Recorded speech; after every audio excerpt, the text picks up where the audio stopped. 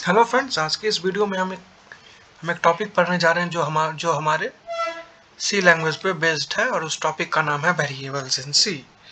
तो variable basically क्या होता है, तो इसका अगर आपको ब्रीफ इंट्रोडक्शन जानना है तो इसी चैनल पे हम एक वीडियो अपलोड किए हैं जिसमें कि हम आपको सी लैंग्वेज में वेरिएबल्स के बारे में बताए हैं। ठीक है, आप उसको रेफर कर सकते हो अगर इन डेप्थ जानना है तो। ठीक है, अभी इस वीडियो में हम ये जानेंगे कि वेरिएबल हमको क्यों चाहिए।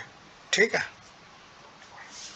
हमको वेरिएबल सबसे ज़्यादा इम्पोर्टेंट क्यों होता है, हम क्या क्या कर सकते हैं वेरिएबल से।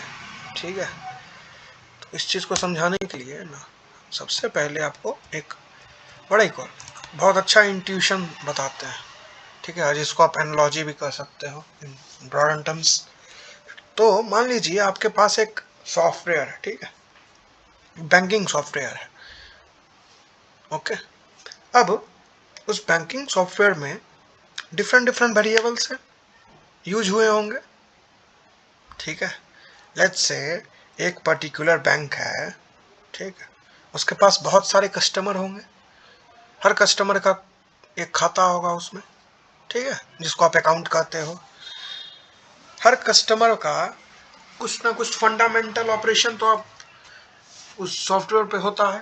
क्या फंडामेंटल ऑपरेशन? जैसे मान लीजिए हम बड़ा ही कॉल डिडक्शन करते हैं, किसी को ट्रांसफर करते हैं, फिक्स डिपॉजिट करते हैं और वेरियस वेरियस ऑपरेशन हम परफॉर्म करते हैं। ठीक है, हमारे बड़ा ही कॉल हम किसी को पेमेंट करते हैं तो हमारा क्या होता है, रीड होता है। पहले हम रीड करते हैं कि कितना हमारे पास बैलेंस है। ठीक है, तो उसके लिए भी एक कोड लिखा होगा, एक फंक्शनैलिटी डिजाइन हुआ होगा उसके लिए भी, जो व्यू करके हमको बताता है कि आपका रियल टाइम में आपके अभी अकाउंट में कितना रुपया है। ठीक है, दूसरा, आप किसी को ट्रांसफर कर रहे हो, ठीक है, मनी, या फिर आप निकाल रहे हो एटीएम से, तो दोनों में एक ही ऑपरेशन हो रहा है ना, आपका पैसा कम हो रहा है, डिडक्ट हो रहा है, तो उसके लिए भी कोई एक फंक्शन होगा। जिस फंक्शन का क्या है, उस फंक्शन को ये सॉफ्टवेयर इंटरनली कॉल करेगा। जब भी आप बड़ा ही कॉल एटीएम में जाके आप अपना बड़ा ही कॉल एटीएम कार्ड इंसर्ट करते हो, उसके बाद आपको जितना भी अकाउंट डेबिट करना होता है, आप अमाउंट उसमें लिखते हो और उसको प्रोसेस करके जो जितना भी आपका अमाउंट है अब आपको मिल गया।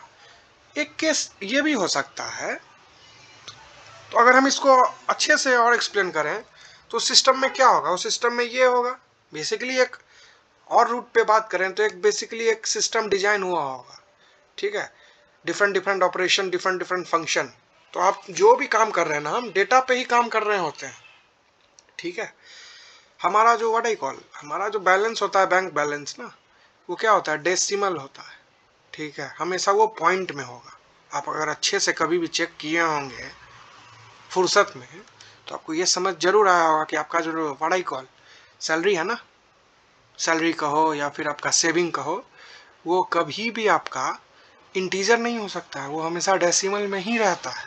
ठीक है ना, अब आप उसमें क्या करते हो, डिडक्शन करते हो, आप किसी को ट्रांसफर कर दे या एटीएम से जाके निकाल लिए जितना आपको रिक्वायर्ड था, तो उसके लिए एक लॉजिक जरूर लिखा होगा कि आप जो भी अमाउंट इंटर करते हो उतना अमाउंट आपके अकाउंट में होना चाहिए, तब हमारा कोई भी ट्रांजेक्शन प्रोसेस आगे होगा।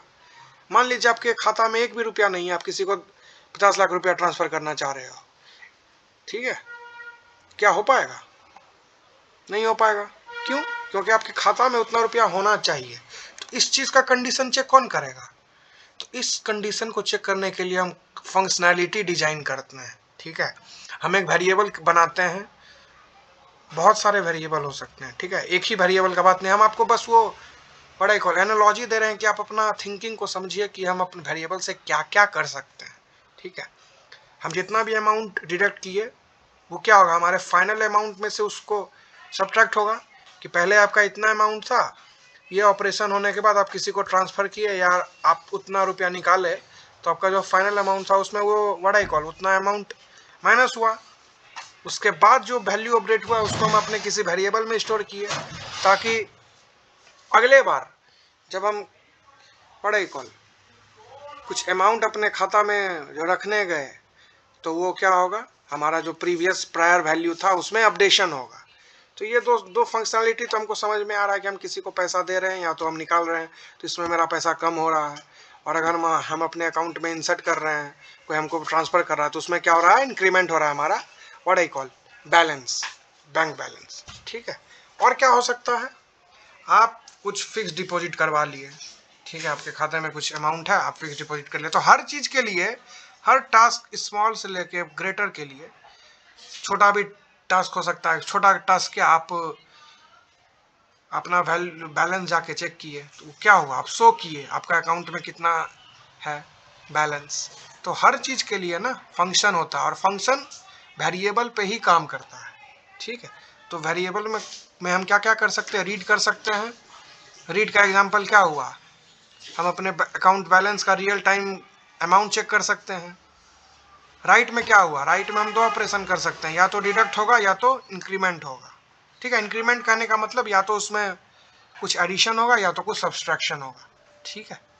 तो इसलिए वेरिएबल हमारा यूज होता है। ठीक है।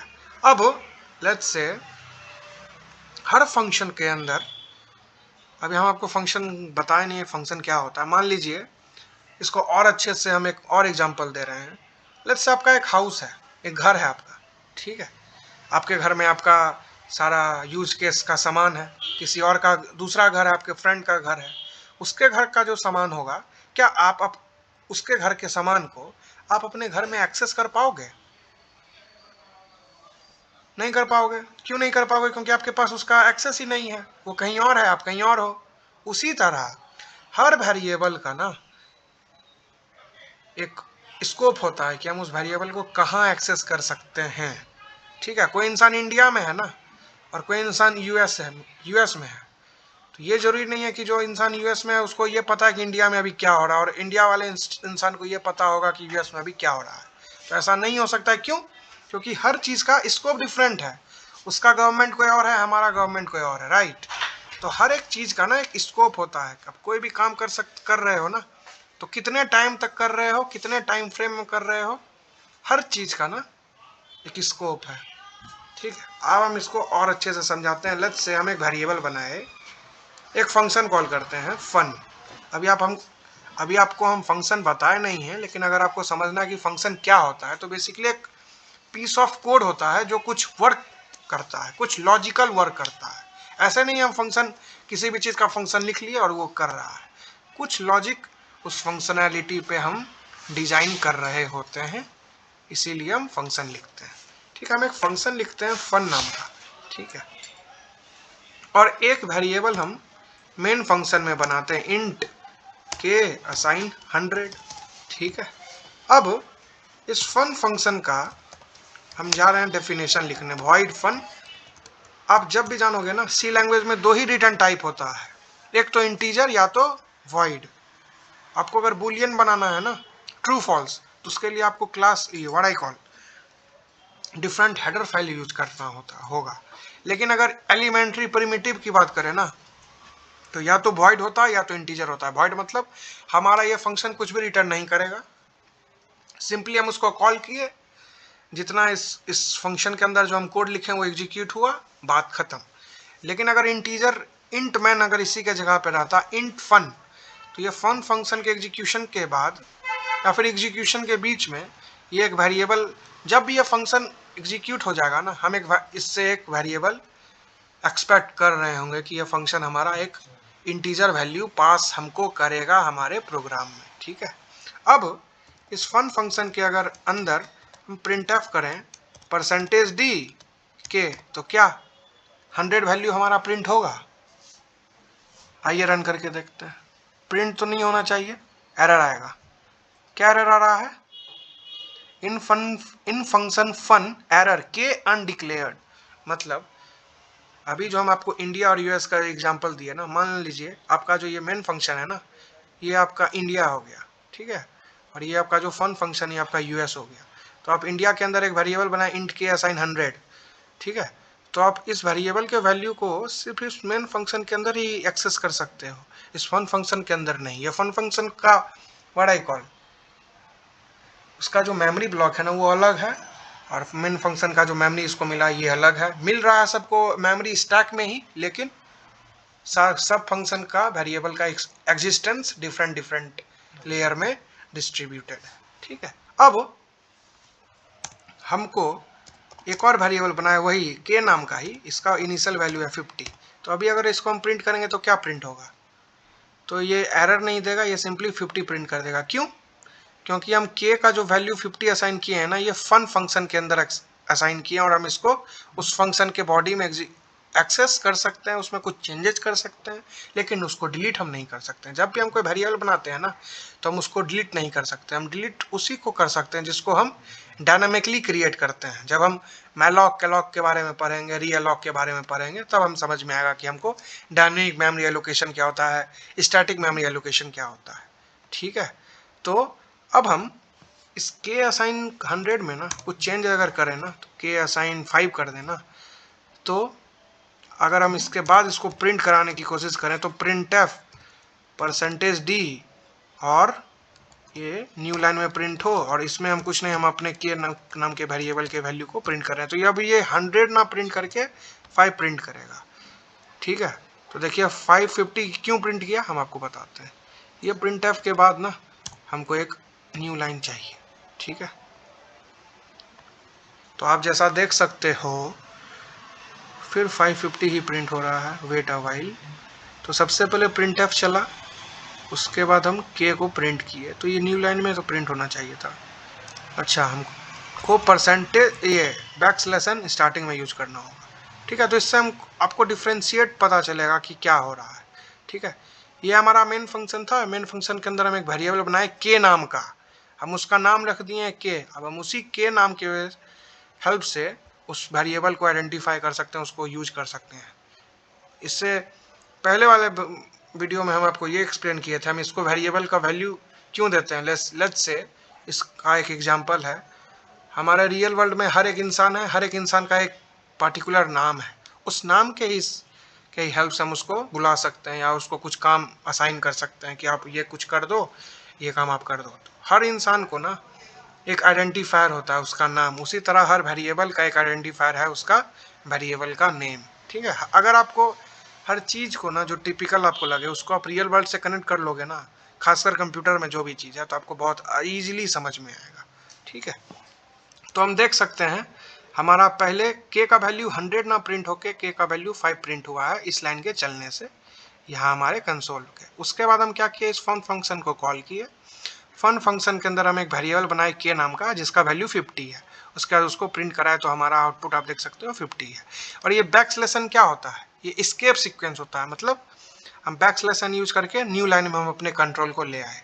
एक आगे जब हम इसको और अच्छे से एक्सप्लेन करेंगे तो हम ये भी बताएंगे एस्केप सीक्वेंस क्या होता है, कीवर्ड्स क्या होता है सी लैंग्वेज में, आइडेंटिफायर कैसे क्या होता है, वेरिएबल को हम कैसे नेमिंग लिखते हैं। आप ये वेरिएबल नहीं बना सकते हो, लेट्स से _1 के असाइन 40। ठीक है, अगर हम इसको प्रिंट करने की कोशिश करें ना, प्रिंट एफ %d 1 के को प्रिंट करें ना, तो ये कंपाइलर आपको एरर देगा।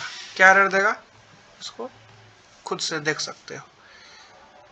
वेरिएबल एरर 1 के असाइन 40 नहीं है कहीं पर भी। ठीक है, अगर हम इसको इंटीजर बना देना, इंट 1 के 40, तो तब भी ये एरर देगा, और वो एरर होगा कंपाइल एरर। Wait while. अच्छा, हम अंडरस्कोर यहाँ पे यूज कर रहे हैं, तो हम अंडरस्कोर यूज कर सकते हैं, लेकिन अगर हम 1 के लिखे ना, तब ये कंपाइलर एरर देगा। ठीक है, इंट 1 के देख सकते हो, आपको एरर दे दिया एक्सपेक्टेड आइडेंटिफायर। ठीक है, इसको 1 के का मतलब ही नहीं पता है कंपाइलर को। ठीक है, तो आप जब भी ये कोई भी वेरिएबल क्रिएट करते हैं ना, तो उसको कुछ मीनिंग होना चाहिए, कुछ मीनिंगफुल नेम लिखना चाहिए। तो आप बेसिकली आप इसको कुछ नाम दे सकते हो। ठीक है, और आप अगर आपका वेरिएबल आप अंडरस्कोर से स्टार्ट कर सकते हैं, अंडरस्कोर रिजल्ट। ठीक है, और इसमें हम असाइन कर दिए क्या 1000, और इसके बाद हम इसको प्रिंट कराना चाहे ना, तो प्रिंट %d, तो हम इसको सिंपली प्रिंट करा सकते हैं। ठीक है, %d अंडरस्कोर रिजल्ट। ठीक है, तो अगर आप इसको रन कीजिएगा तो ये एरर इसलिए आ रहा है क्योंकि आप 1K को यहाँ पे डिक्लेयर किए हो, तो आप इसको कुछ नहीं, इसको कमेंट कर सकते हैं, ठीक है। और आप इसको यहाँ पे प्रिंट भी करा रहे हैं ना, तो हम इसको यहाँ पे कमेंट करते हैं। बेसिकली मेरे ये कहने का मतलब है कि हमारा जो वेरिएबल का नाम है ना, वो किसी भी न्यूमेरिक नंबर से हम इसको स्टार्ट नहीं कर सकते हैं। आप अंडरस्कोर दे सकते हो, या कुछ आप क्या वर्ड ही कॉल, जैसे आप के रख सकते हो, ए रख सकते हो, या कुछ मीनिंगफुल वर्ड लिख सकते हो, जो भी आपके मन में है, ठीक है। तो इस तरह हम देखें कि वेरिएबल क्या होता है। मेन फंक्शन के अंदर जो हम वेरिएबल बनाए उसका एक्सेस हम कहाँ कर सकते हैं, फन फंक्शन के अंदर जो वेरिएबल बनाए हैं उसका एक्सेस हम कहाँ कर सकते हैं। और एक चीज़ और, ये फन फंक्शन के कंप्लीट हो जाने के बाद ना मेमोरी को ये नहीं पता है कि क्या है, ठीक, अंडरस्कोर रिजल्ट क्या है। ये चीज़ कंपाइलर को तब पता चलेगा जब ये फंक्शन हमारा फिर से एग्जीक्यूट होगा, और एल्स इसको कुछ भी नहीं पता चलेगा। तो उम्मीद है आपको यहाँ तक समझने में कोई दिक्कत नहीं गया होगा। मिलते हैं आपसे अगले वीडियो में। आज के लिए बस इतना ही। इस वीडियो को लाइक कीजिए, चैनल को सब्सक्राइब कीजिए। मिलते हैं आपसे अगले वीडियो में, तब तक के लिए bye, thank you and good bye.